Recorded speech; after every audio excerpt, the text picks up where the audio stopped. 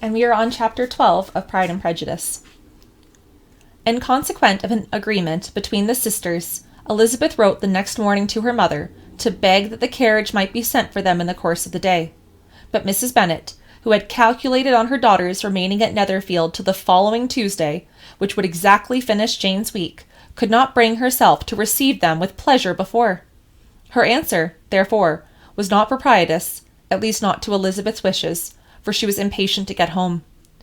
Mrs. Bennet sent them word that they could possibly have the carriage before Tuesday, and in her postscript it was added that if Mr. Bingley and his sister pressed them to stay longer, she could spare them very well. Against staying longer, however, Elizabeth was positively resolved, nor did she much expect that it would be asked, and fearful, on the contrary, as being considered as intruding themselves needlessly long, she urged Jane to borrow Mr. Bingley's carriage immediately, and at length it was settled that their original design of leaving Netherfield that morning should be mentioned, and the request made. The communication excited many professions of concern, and enough was said of wishing them to stay at least till the following day to work on Jane, and till the morrow their going was deferred.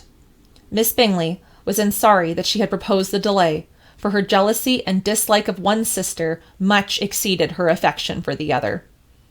The master of the house heard, with real sorrow, that they were to go so soon, and repeatedly tried to persuade Miss Bennet that it would not be safe for her, that she was not enough recovered, but Jane was firm where she felt herself to be right. To Mr. Darcy it was welcome intelligence. Elizabeth had been at Netherfield long enough.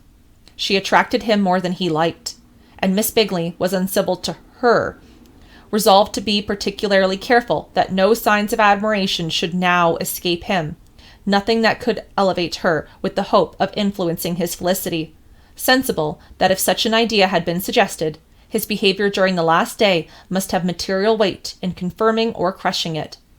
Steady to his purpose, he scarcely spoke 10 words to her throughout the whole of Saturday, and though they were at one time left by themselves for half an hour, he adhered most conscientiously to his book, and would not even look at her.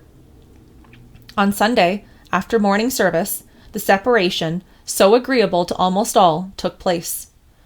Miss Bingley's civility to Elizabeth increased at last very rapidly, as well as her affection for Jane, and when they parted, after assuring the latter of the pleasure it would always give her to see her either at Longbourn or Netherfield, and embracing her most tenderly, she even shook hands with the former. Elizabeth took leave of the whole party in the liveliest spirits. They were not welcomed home very cordially by their mother, Mrs. Bennet wondering at their coming, and thought them very wrong to give so much trouble, and was sure Jane could have caught cold again. But their father, though very laconic in his expressions of pleasure, was really glad to see them. He had felt their importance in the family circle. The evening's conversation, when they were all assembled, had lost much of its animation, and almost all of its sense, by the absence of Jane and Elizabeth. They found Mary, as usual, deep in the study of thorough base in human nature, and had some new extracts to admire, and some new observations of threadbare morality to listen to. Catherine and Lydia had information for them of a different sort. Much had been done, and much had been said in the regiment since the preceding Wednesday. Several of the officers had dined lately with their uncle, a private had been flogged, and it had actually hinted that Colonel Forster was going to be married.